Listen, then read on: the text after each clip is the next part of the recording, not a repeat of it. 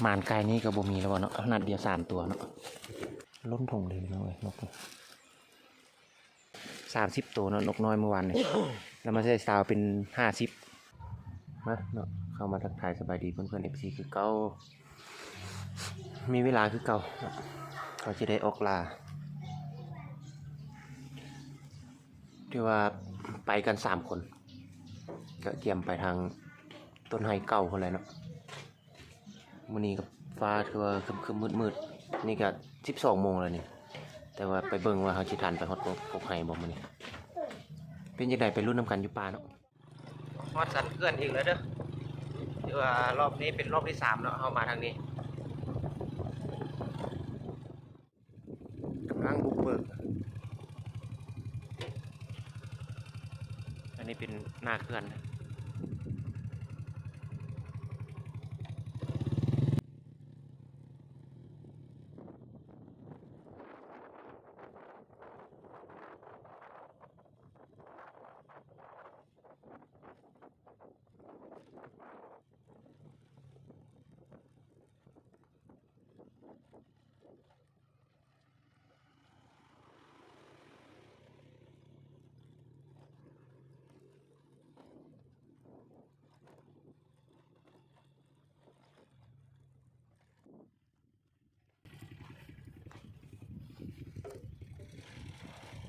คนงานให้เปียก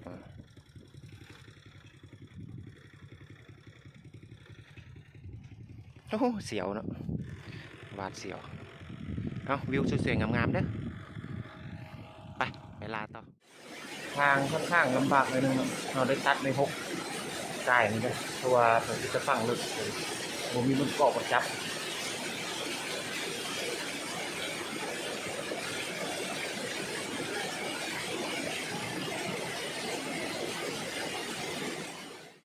มื้อแรกนี่ทำมาเห็นกุ้งมะเดื่อนี่บรันซุกคือเก่าเลยเนาะแต่ว่าเขาก็บ่ได้เข้าไปเบิ่งกองมันอีกว่ามีหอยกินบ่เพราะมันตึบแหงนี่ก็แต่เป็นพอดีลิบดินแหละพอดีตะเวนตกนะ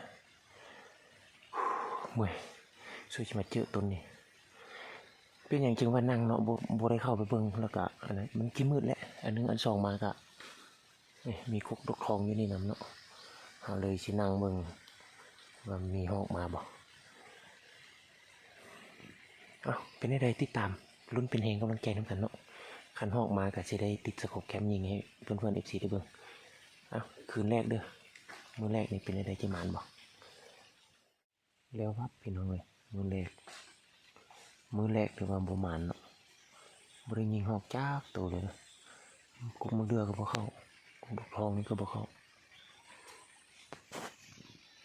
เป็นยังไงลุ้นนำกันมื้ออื่นเช้าครับตอนแรกนะมื้ออื่นนี่เขาสิได้กลับไปทางกงมะไฮต้นเก่าที่ว่ามาสุดแล้วนี่เนาะจะเป็นประมาณนกคอเด้อที่ว่าเขาการมาเห็นนกคอนอน3 ตัว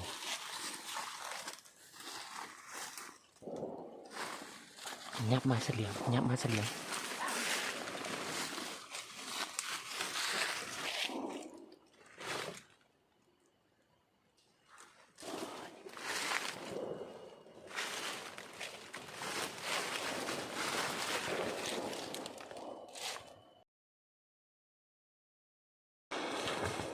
ตกบดว่ะ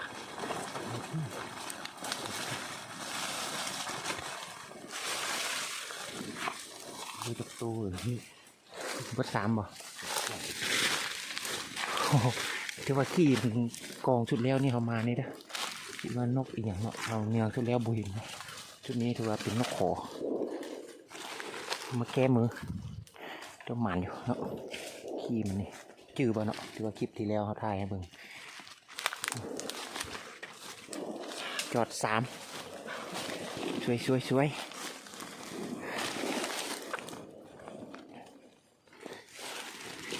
นัดเดียว3 ตัวพี่น้องเอ้ยหมานไก่นี่กับบ่มีแล้วเนาะนัดเดียว3 ตัวเนาะ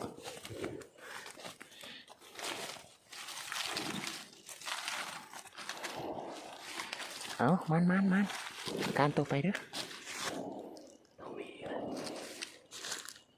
พึ่งนึ่งกับประมาณ3 ตัวสุดยอดเลยไงตุ้ยดีงามเนี่ยนกคอนะสบายดีตอนเช้าเนอะเรามาพบกันมื้อที่2เลยเป็นยังไงมาลุ้นยิงนกนำกันเด้อมื้อนี้เด้อว่านกสิเข้าลายบ่ถ้าเรากลับมากลมมาให้ต้นเก่านี่มาลุ้นนำกันเด้อ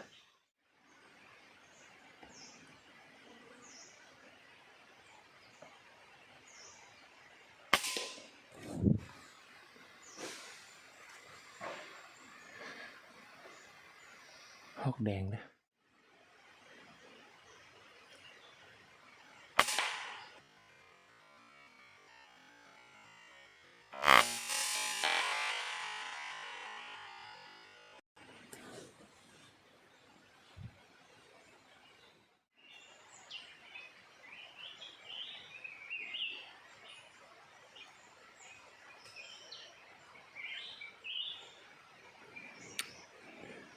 ยึกตึกก็ฮอก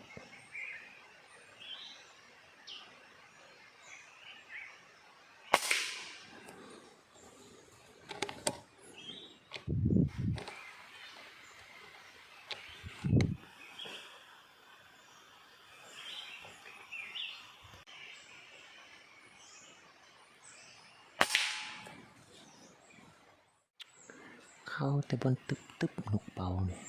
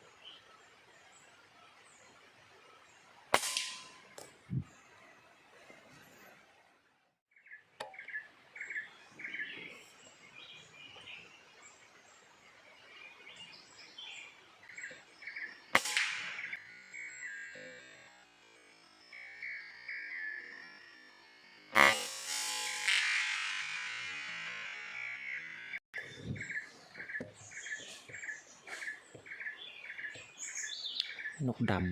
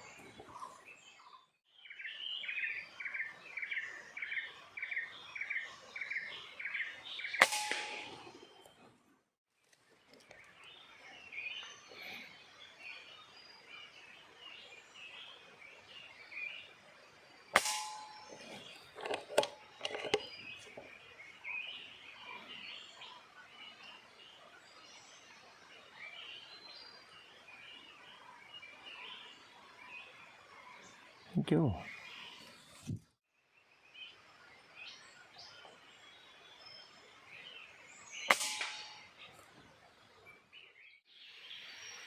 โอ้ยมีแต่นกปิ่นกลใส่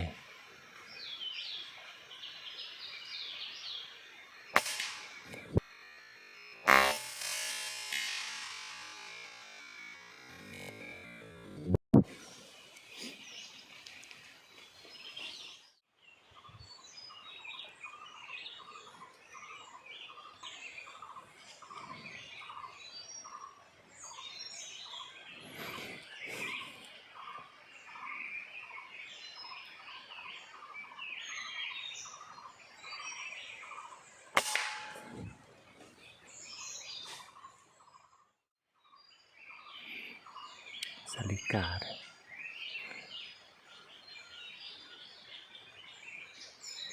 บางหน้าเนี่ย3 ตัว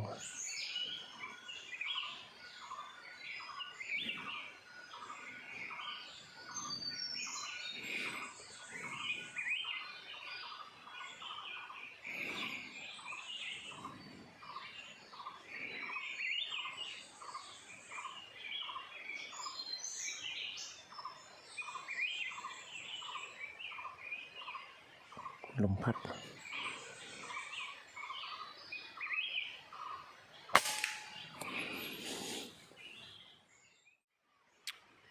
เข้าบนตึกได้นกเป่า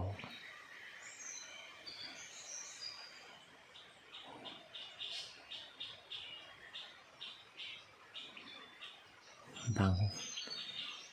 แนวเลยถ้ามันออกมาเป็นชิ้นยิงแล้วนี่เข้ากันเลย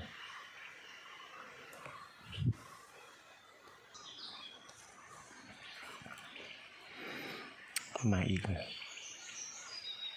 ตัวหนึ่งเข้านี่นี่ตัวหนึ่งเห็นแต่หัวกับหางตัวบังไม้ยิงบ่ได้เลยนี่เนาะตัวนี้ยังบ่ออกมาอีก2 ตัวตัวหนึ่งเข้านี่ตัวหนึ่งเข้านี่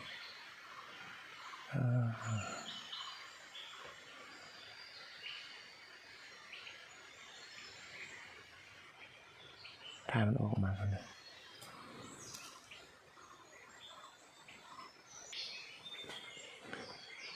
นกเป้ามาอีกเป็น10พี่น้องเลยนี่ยังเข้า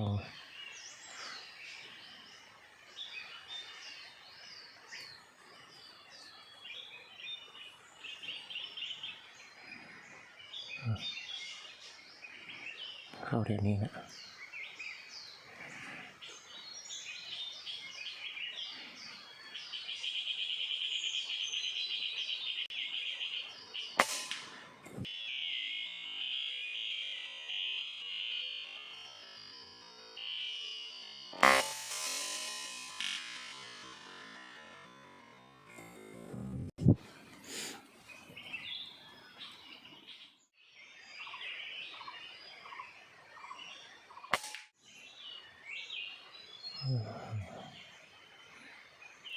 เป็นคนบัง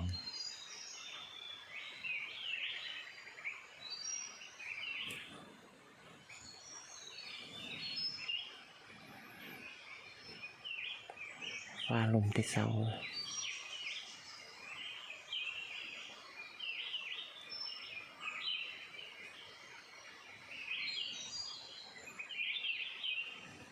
แก้แปลงเลยครับบินเข้านี่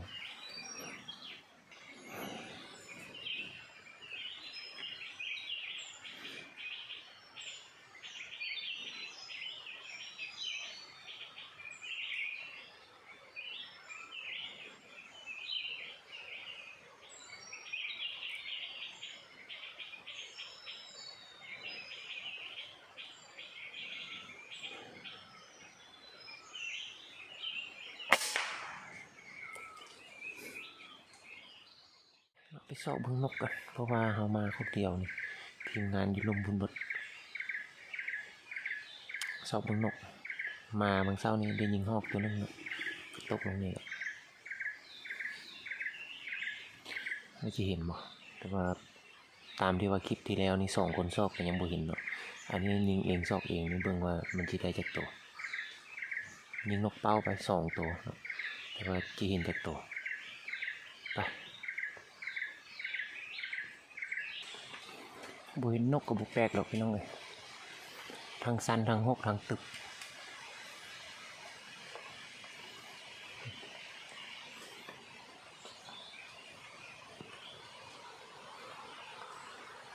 โอ้ยยิงนกยิงหอกทิมละซอกบ่เห็นเลยเบิ่งสิพยายามซอกอีกเทื่อนึงมั้งลีเทลีว่า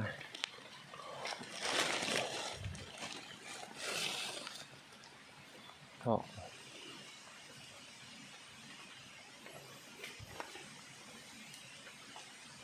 ไปซอกนกต่อไปนี่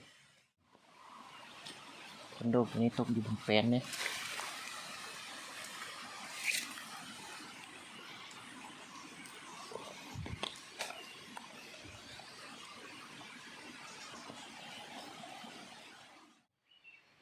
ยิงนกไปก็10 กว่าบาทเนาะถือว่าถ่ายให้เพื่อนๆ FC เบิ่งกัน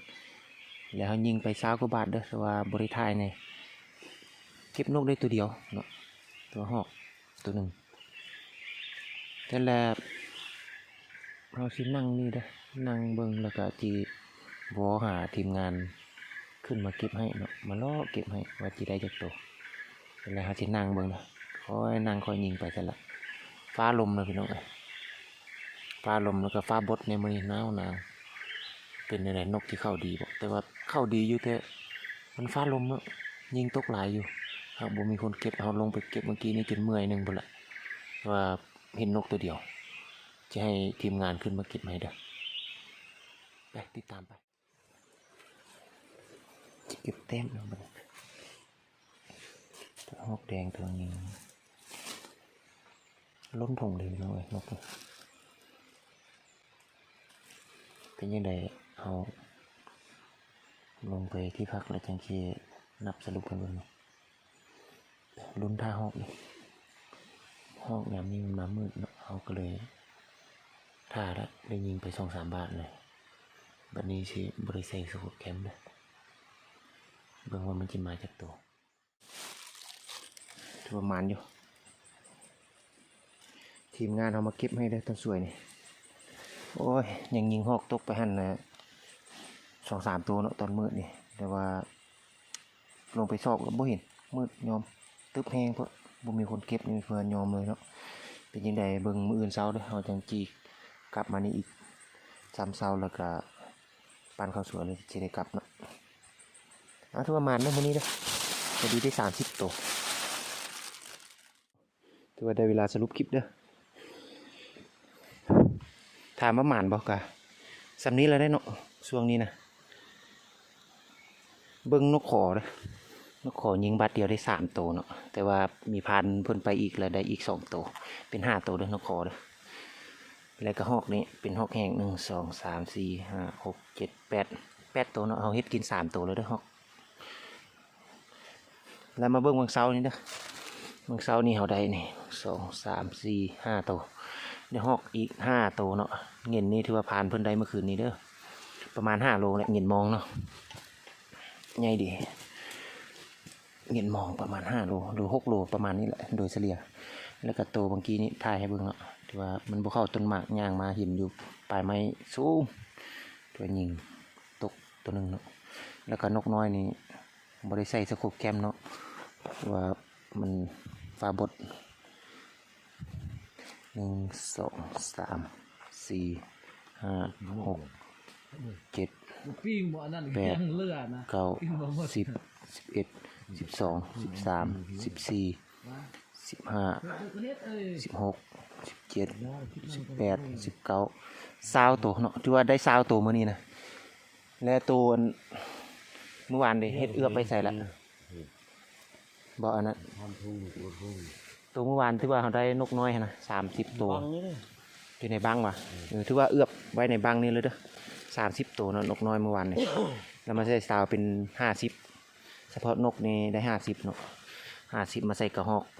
1 2 3 4 5 6 7 8 9 10 11 12 13ตัวถือว่าได้ฮอก15ตัวเนาะเฮากิน3ตัวกับฮอก